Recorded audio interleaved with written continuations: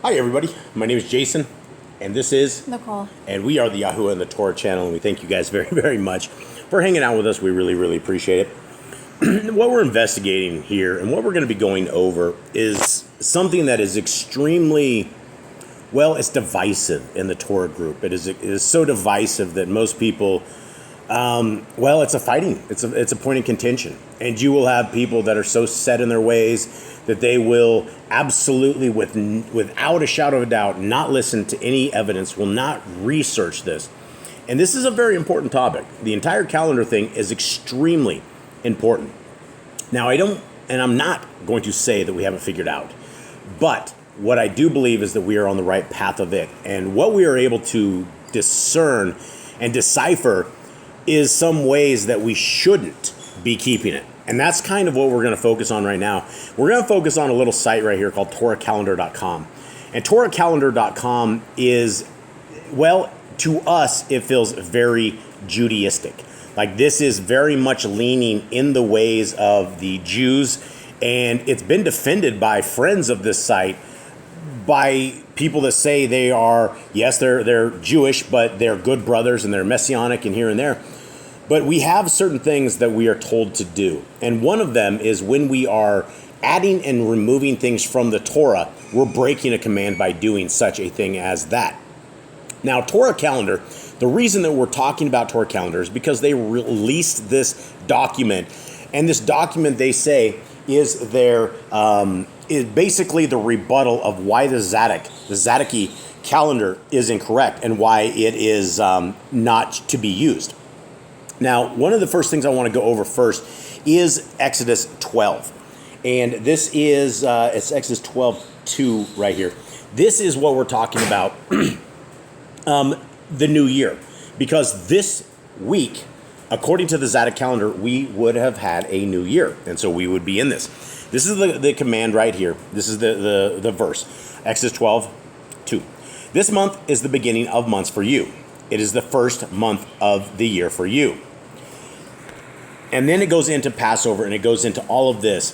The problem is we as a people do not have the understanding on what is a new month, because there is a tremendous amount of evidence that is pointing us in scriptures that when they keep saying new moon, that there is no word in Hebrew for new moon like they are talking about and what they put in. So every time that we are talking about a new moon, there needs to be a lot of research done on this. There needs to be some understanding, some basic education in this. And so we have come to the conclusion that we do not believe that the new moon means new month at all in scriptures. And so that is not the point of this video. The point of this video is to go over Torah calendars, understanding of what they believe is the truth. Now, if this is how the part of the Zadok calendar is reached as far as the understanding goes. This is from Enoch 72:32.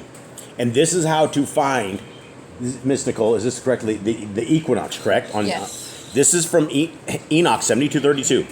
On that day, the night decreases and amounts to 9 parts, and the day to 9 parts. And the night is equal to the day, and the year is exactly as to its day, 364.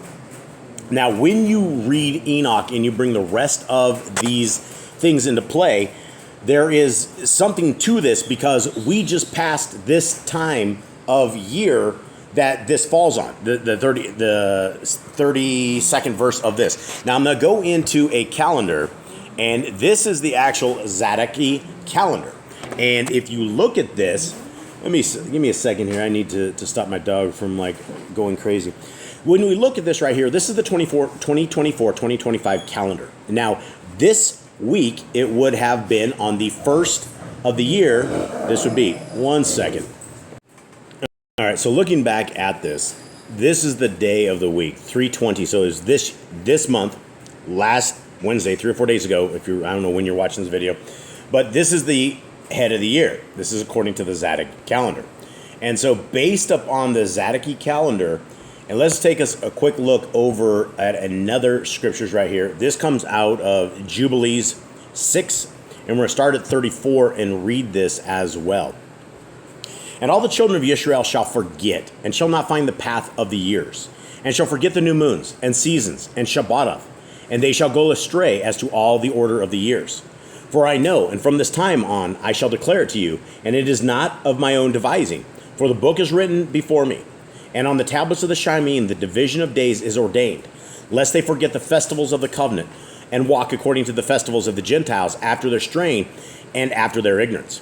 For there shall be those who shall assuredly make observations of the moon. Now it disturbs the season, and comes in from year to year, 10 days too soon. For this reason the years shall come upon them, when they shall disturb the order, and make an abominable day the day of witness, and an unclean day a feast day. And they shall confuse all the days, the Kodesh with the unclean, and the unclean day with the Kodesh. For they shall go astray as to the months, and Shabbatov, and festivals, and Yobelim. For this reason I command and witness to you, that you may witness to them. For after your death your children shall confuse them. So they shall not make the year 364 days only. And for this reason they shall go astray as to the new moons, and seasons, and the Shabbatov, and festivals, and they shall eat all kinds of blood with all kinds of flesh. All right, what do you have to say on this, Mystical? So if you go by the moon, and do it by the new moon, which we don't know what the new moon is, but if you do that, it's 354 days. So it is 10 days short, and it also explains in Enoch that the moon is 10 days less than the sun as well. Okay, so this entire thing that we're doing here with TorahCalendar, and if we go to TorahCalendar and we look at their actual calendar, it says that Passover is very, very soon. So if we take a look at TorahCalendar, we'll see exactly how they calculate this, but they aren't where we are at all. In fact, they had Rosh, what is this? Spiritual New Year. Yeah, so they started March 11th. So March 11th. Actually, March 12th. Basically. March 12th. And their Passover is going to be, I think they say tomorrow.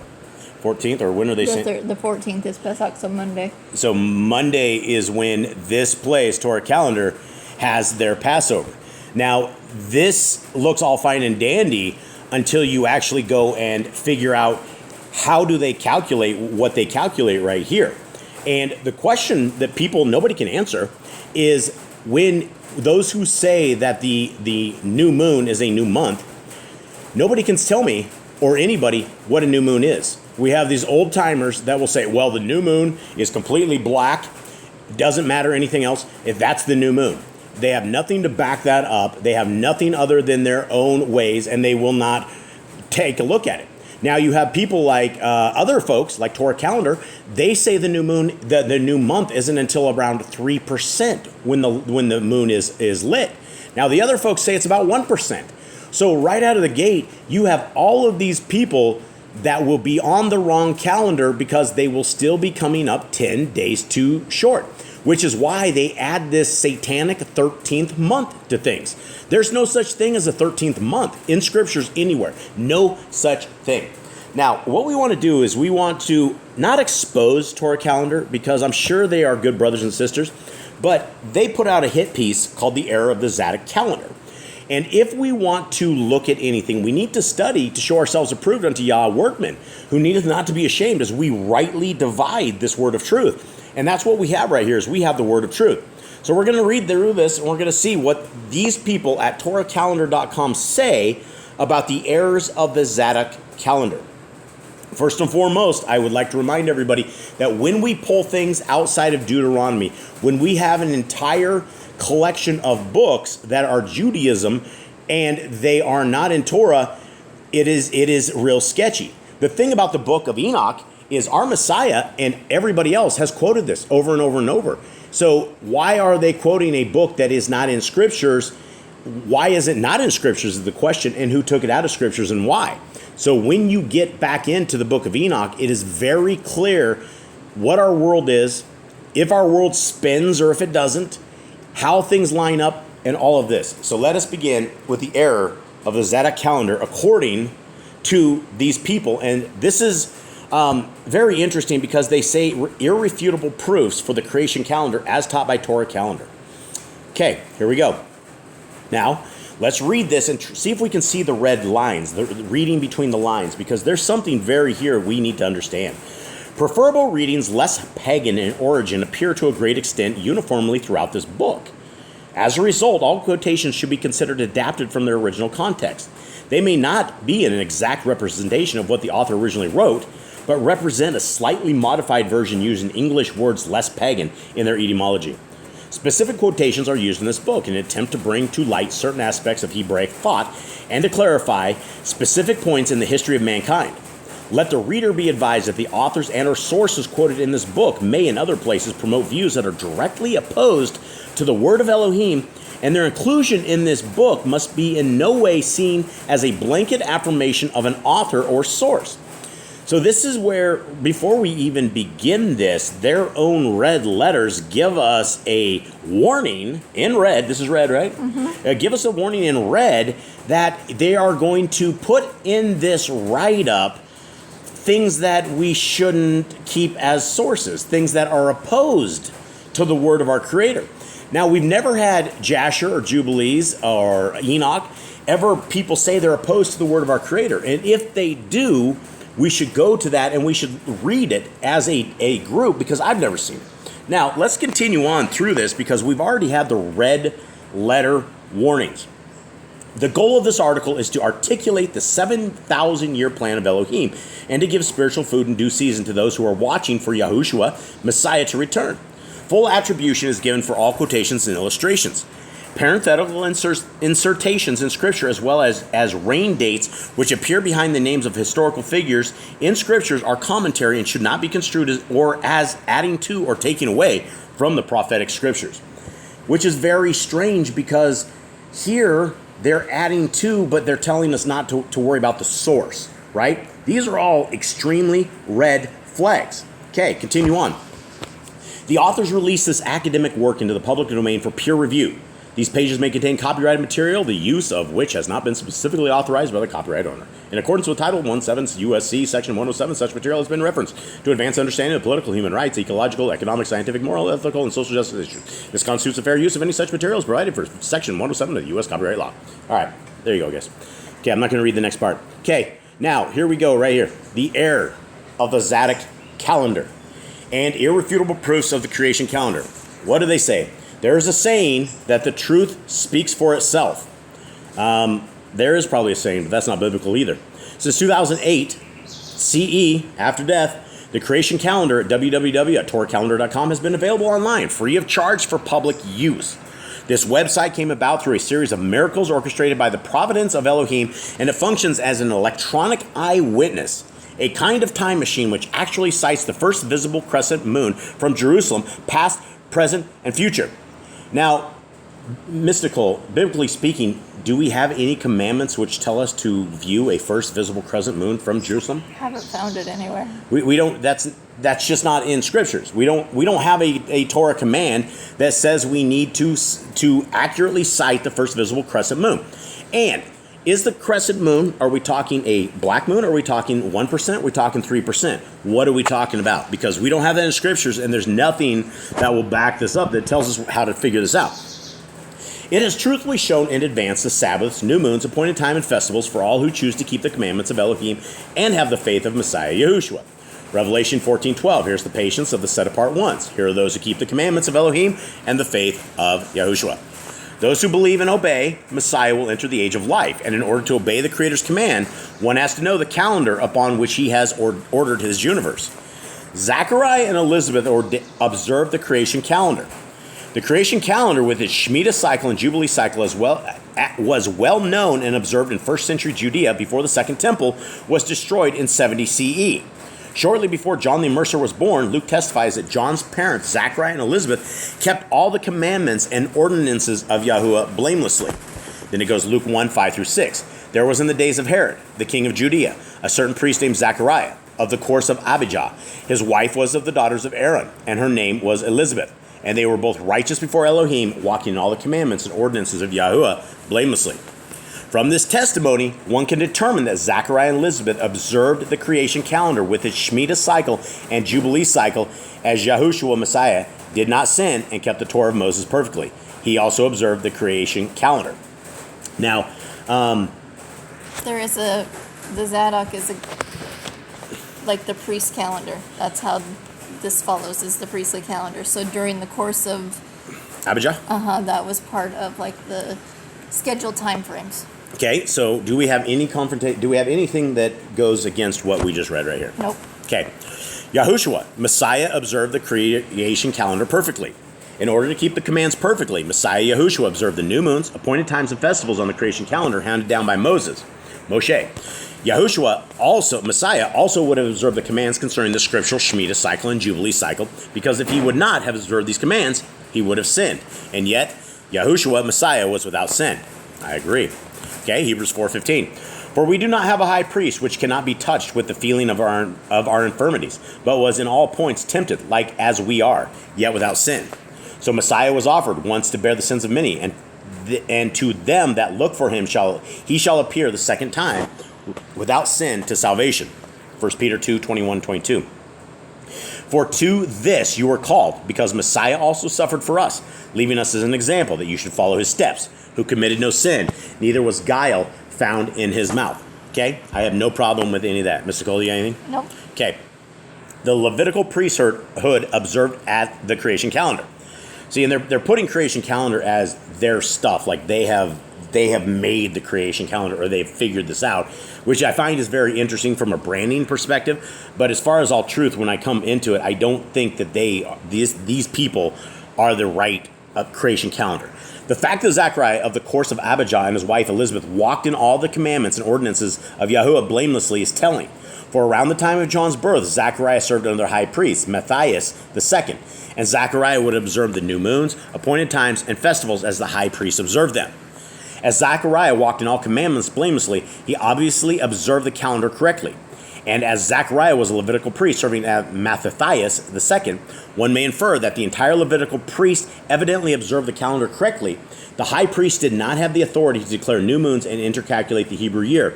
That function was reserved for the calendar council led by the president of the Sanhedrin.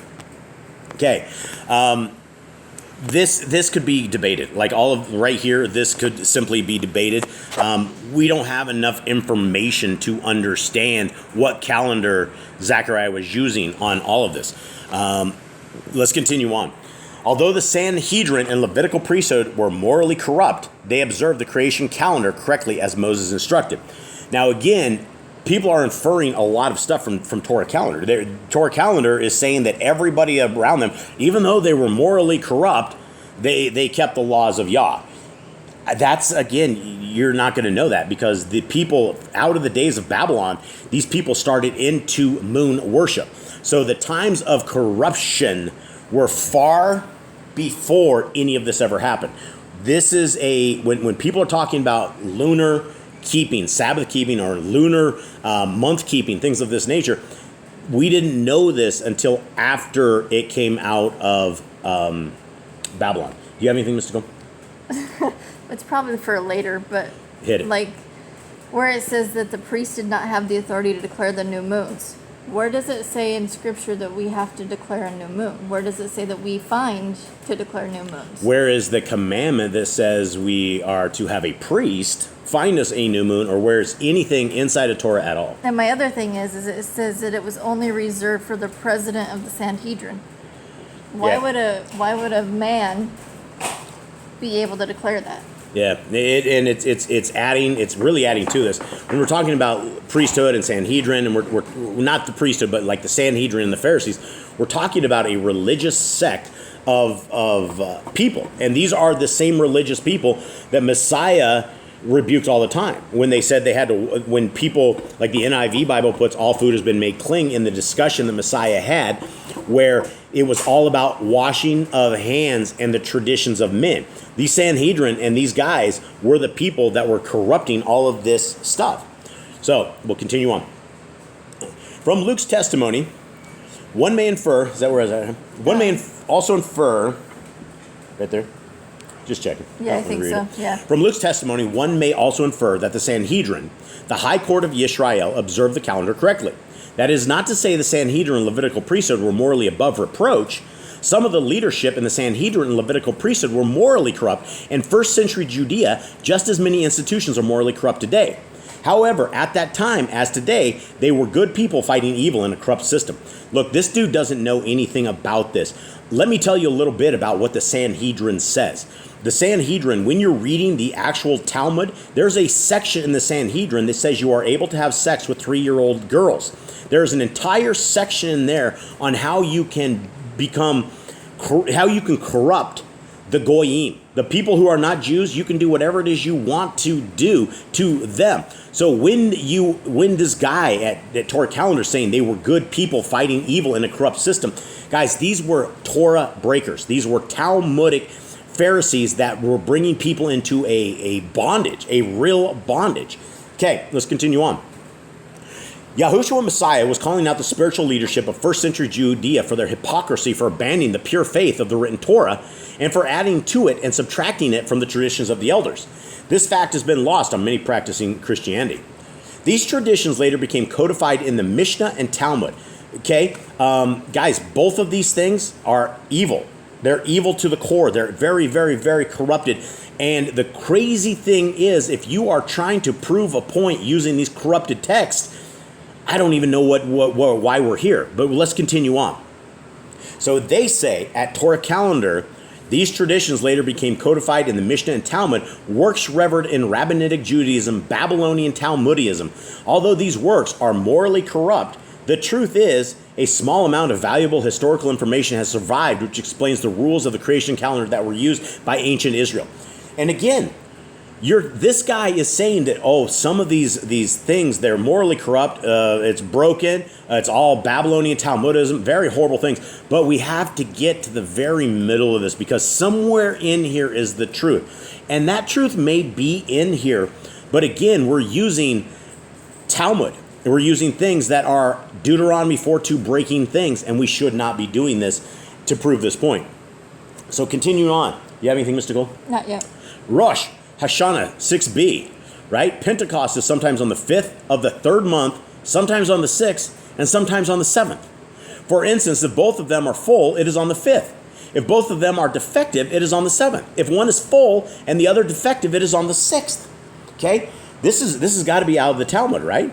Right? This is Talmudic because on a 6b. Yeah, there's no words. We don't have Rosh Hashanah. That is not a word that we know. That is a Jewish word. Now, what they're talking about here is Pentecost happening on all of these different days, or actually months. 5th of the month, sometimes on the 6th month, sometimes on the 7th. So these are various days. The third month on the 5th, the 6th, or the 7th. Yeah, and do you understand what they're saying out of the Talmud? Uh-huh. Okay, what are they saying? So they're saying that this day can fall on any of those, from when they're counting, from waving the sheaf offering, that it could land on any of these days after the 50th day. Basically, they're 50th on the 50th count. Is there anything in Scriptures that says anything like this? No. Okay. How did they get this? Where did this come from? I don't know. We don't know. Just somewhere in Judaism? Okay. Today, adherents of Rabbinic Judaism always observe Shavuot, Pentecost, on day 6, month 3, whereas in antiquity, Shavuot could fall on day 5, day 6, day 7, or month 3. Okay? Where does that come from? Where have we found out that Shavuot, in Scriptures, where do we have anything about day 5, day 6, day 7, or month 3? We don't. This is all Judaism. We have month 3. Mm-hmm. We know it's month 3. Right. But it's not those days. Okay. The quotation from Rosh Hashanah 6b is very instructive, as it shows that, 1, ancient Israel observed the first visible crescent. Okay? Ancient Israel coming out of Babylon? Sure. They probably did, but there's where the corruption is, right? The first visible crescent. Guys, there is a very, very, very wrong thing about determining calendars when we're dealing with this like this. These are instructions. So continue on to 2.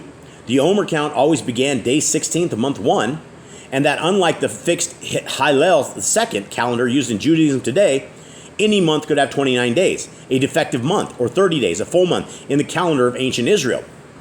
Wow. So this is, he's taking in Talmudic stuff to prove all this point. This is what I feel is very deceptive in this, because there's a lot to be discussed in this, and when you call yourself the authority on any of this, that's dangerous. And people will fall into this, people will be on the wrong days.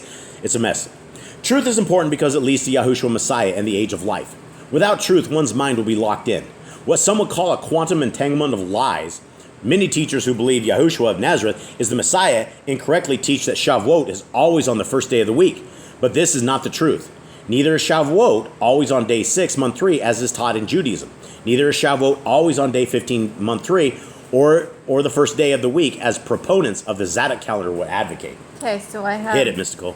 I have scripture that actually backs that up. Backs what they say? On the 15th and the first day of the week. Okay.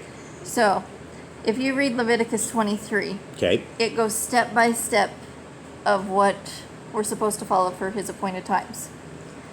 Leviticus 23:15 says, "And from the morrow after the Sabbath, from the day that you brought the sheaf of the wave offering, you shall count yourselves 7 complete Shavuos. Until the morrow after the 7th Sabbath, you count 50 days, and you shall bring a new grain offering." So if you actually go from the morrow after the Sabbath, not the high Sabbath of unleavened bread, but the actual Sabbath after unleavened bread is over, this day starts count on the 26th. Okay. So what is this? They say that neither is Shavuot always on day 6, month 3. Okay, so I'm not done yet. Okay. So if you count from the 26th of month 1, 50 days, your 7 complete Sabbaths, the day after the 7th Shabbat, which is your day 50, will land on a Sunday or first day, and that day is day 15 of month 3. Now if you go to Jubilees, and let me find, I think it's The same 14. Jubilees. Let's just go Let over me go here. find it real quick because I just bookmarked it. 14:1. Is it going to take me there? No. 14. I'm going here too as well. 14. Okay. So, And 14:1. so read 14:1 right there real quick. Okay, 14:1, I think, says this. After these matters, in the 4th year of this week, on the new moon of the 3rd month, the word of Yahuwah came to Abram in a dream, saying, "Do not fear, Abram. I am your defender, and your reward shall be exceedingly great." Okay, and then we're going to go down here just a little bit because then it talks about...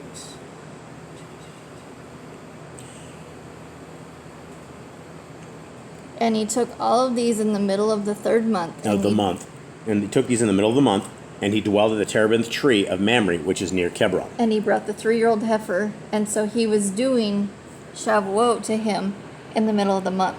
Now, I know there's 2 other references in Jubilees, but I don't remember where they are, but I'll find them and we can put them in the description too, it being the middle of the month.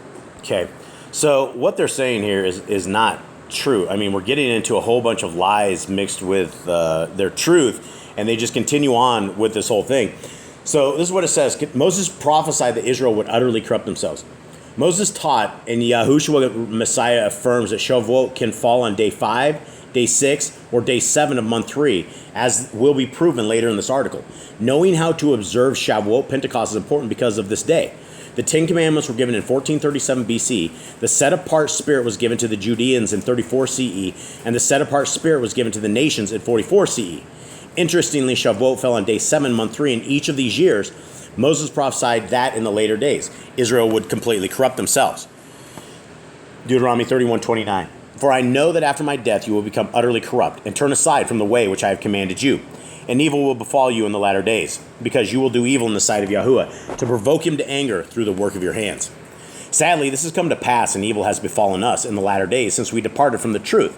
However, Messiah Yahushua said that Elijah would restore all things. Now, this, I don't know so much as this is stuff. Do you have anything else for where we're at right here? Just on back to the Shavuot stuff. Yeah, Shavuot stuff. Hit it. Jubilees 44:4 is talking about Jacob. "And he celebrated the harvest festival of the first fruits with an old grain, and in all the land of Canaan there was not a harmful seed, for scarcity of food was over all the beasts and the cattle and the birds, and also over man. And on the 16th Yahuwah appeared to him and said to him, Jacob, Jacob." So it tells you right there, he celebrated the harvest of festival on the 15th, and then on the 16th, Yahuwah appeared to him. Okay, so we got that as well. All right, so let's continue on. I hope you guys can see this is getting kind of sketchy when it comes to this. I want to get into this Elijah. I don't think of the Elijah thing. What I wanted to see and where it starts getting extremely sketchy is, let's see. The corruption of faith does not. Okay, so let's go into this. The corruption of faith does not negate the truth of history. Because this gets into a tremendous amount of things, again, that if we are building a calendar platform or we are saying that we have the exact calendar, this is the way it is. If this is how you're building the calendar, this is extremely sketchy. Okay, the corruption of the faith does not negate the truth of history. We freely acknowledge that every religion on earth has been thoroughly infiltrated by the devil, and the devil has deceived the whole world. In fact, this truth fulfills prophecy, Revelation 12:9. So the great dragon was cast out, that serpent of old, called the devil and Satan, who deceives the whole world. He was cast to the earth, and his angels were cast out about him. However, the fact that Judaism and Christianity have been thoroughly infiltrated by the devil, and that the Babylonian Talmud is morally corrupt and a tool of Luciferianism, does not negate the truth of history contained in some of the Talmud's historical quotations. Again, this is extremely delicate that you are bringing in things that the Jewish historians have put together. You don't know what's true and what's not on any of that.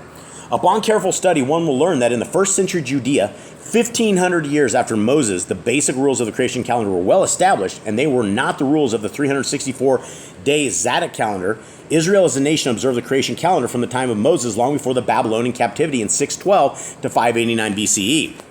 And millennia before Israel ever became a nation, the pre-flood patriarchs started with Adam, observed the creation calendar.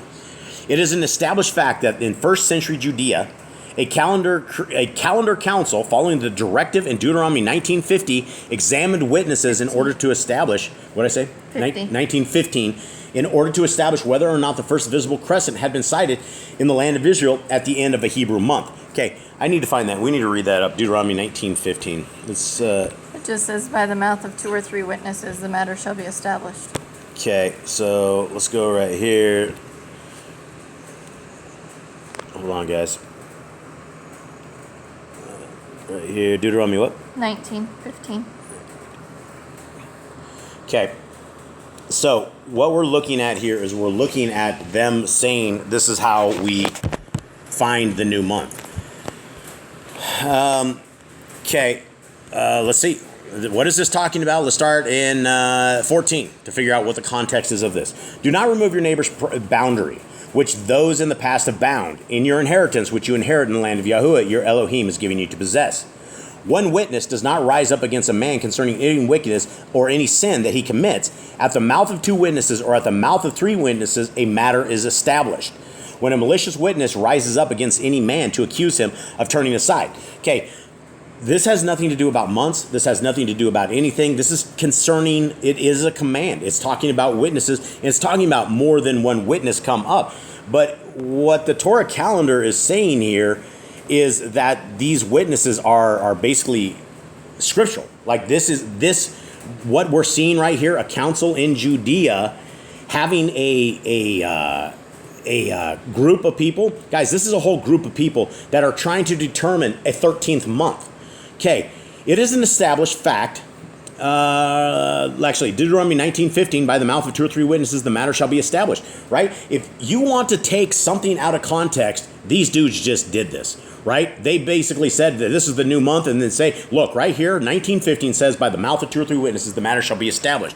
Guys, you got to be credible witnesses. I do not find TorahCalendar.com as a credible witness right now. I'm sorry. The ancient rules and procedures which the calendar council followed in antiquity to proclaim new moons, appointed times, and festivals have been mathematically implemented using advanced computing techniques to produce the creation calendar at www.TorahCalendar.com. Guys, this is where it gets extremely sketchy, right? We're dealing with new moons. This is the problem we have right here, is that everybody says new moons, and I do not believe we're talking about new moons. I think we're talking about new months is what we are talking about. And the translation up to English has failed us. It did not give us what it is we are doing. So these guys, and this is where I actually stopped in reading this myself, because when they said that they have been mathematically implemented using advanced computing techniques to produce a creation calendar, this just sounds like we're really, really going down the bad deep end. So now we're quoting a book, W.M. Feldman, The Examination of Witnesses. And what it's talking about the calendar, the council, right? That they had to bring the people in there. And I guess... But it's also telling you, look, the 12-month lunar month is only 354, whereas solar is 365. Okay, let's just read this part right here. So this is some man-made book, W.M. Feldman, The Examination of Witnesses. At the mouth of two witnesses shall the matter be established. And again, these people are taking stuff out of context. This is the people that would say all food has been made clean, and they go, at the mouth of two witnesses shall the matter be established. We all think that all food has been made clean when it hasn't. So here's the calendar council. At first, consisted of priests who examined the evidence of witnesses who reported having seen the new moon. And again, we have no Torah command, although it's probably a good idea, to examine the evidence of the witnesses. And when you read the book of Josephus, you find out that the Jews actually added to the command of witnesses because they were having issues with people with credentials. The people that came in, they were trying to say that they were witnesses doing some stuff. They couldn't believe them. So these are all man-made problems, but these are not things that we have in Torah. At a later period, the priests were replaced by 3 members of the Sanhedrin. Again, people you would not want to follow. You would not want to follow Pharisaical, Sanhedrin, Torah-breaking, Torah-adding people, who were specifically qualified by their mathematical and astronomical skill, and one of whom was the Nasi, or president of the Sanhedrin. So you can have some dude who can do 2 + 2 and figures out what the circumference of a curve is. Then this is the people they thought was the guys that should be dealing with Yah's calendar. In the absence of unanimity, the court increased to 5, and if necessary, to 7 members. Guys, they couldn't even agree on this. Look at this.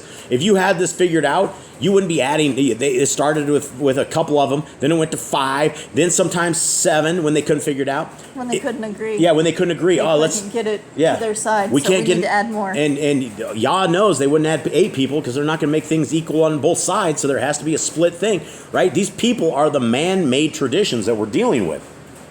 Okay, where am I at on this? In addition, number 4. In addition to their duty to examine witnesses, the calendar council also had to decide which year was to be made a leap year or embolic year. The question was originally decided by the state of the crop. And again, that's not biblical. There is nothing in here that tells us when this does it to do this stuff. It's not there. It is when the year turns to a bee, when it's the first of the year. That's when the crops are supposed to be good. But say, for instance, they had a famine, right? They couldn't grow crops for years. Do they never, ever have a new year? Okay, for since the lunar year, consisting as it does of 12 lunar months, i.e. of 12 lunations of average duration of about 29.5 days, lasts 354 days. And this is where everyone gets jacked up, don't they? Everybody's 10 days shy. 10 days short. That's what Scriptures say. That's what Jubilee says. They'll come in 10 days short. And there they go. They figured it out, but they don't know what to do about it. While the solar year lasts about 365 days. The lunar is shorter than the solar by about 11 days.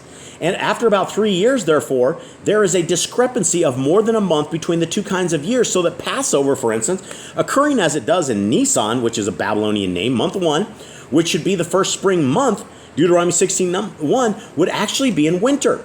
Hence, if any year the crop was found to still be too unripe to allow the omer to be offered at the proper time, the calendar council intercalculated an extra month between Adar, month 12, and Nisan. Guys. Intercalated, sorry. Now, if you want to know the sources for this, the very first source is the Babylonian Talmud. So all of these 13th monther people are all Jewish. They may not say they're Jewish, but if you are doing a 13th month and if you are doing a lunar style month, then you're still back in the days. The second source they have is the Mishnah, right? What in the world we're quoting this stuff? And that's where the Sanhedrin, that's where we can have sex with 3-year-old girls according to the Jews. That's not right. That's not in Torah. That's evil. That's evil in the sight of Yah. Third source, Mishnah, Sanhedrin. Mishnah, right? And this is what they say. These are the guys who are doing it. Where is Yahuwah? We have Rabban Shimon ben Gamliel, right? These are the people. So why are we fighting and going? Well, we should be fighting. Why are we going with these kind of people that are part of this. All he's quoting right here, everything that this council came up with, came out of the Babylonian Talmud and the Sanhedrin. This is not to be trusted, my friends. Read number 5. Number 5, Babylonian Talmud. Our rabbis taught, and this is from the Sanhedrin 11a and b, again, the same thing that tells us about 3-year-old girls. Our rabbis taught a year may be calculated on 3 grounds: on account of the premature state of the corn crops, or that of the fruit trees, or on an account of the lateness of the tekuvah, literally cycle. Any 2 of these reasons can justly intercalation, but not one alone. All, however, are glad when the state of spring crop is one of them. So these guys are telling you, based upon the spring crop in Israel, when a new year begins. That is incorrect. That is biblically incorrect. This place, the Torah calendar, is telling you to believe a whole bunch of Jewish mumbo jumbo. This is not correct. Why should we be doing this, right? Why are we believing the thing that our Messiah fought against?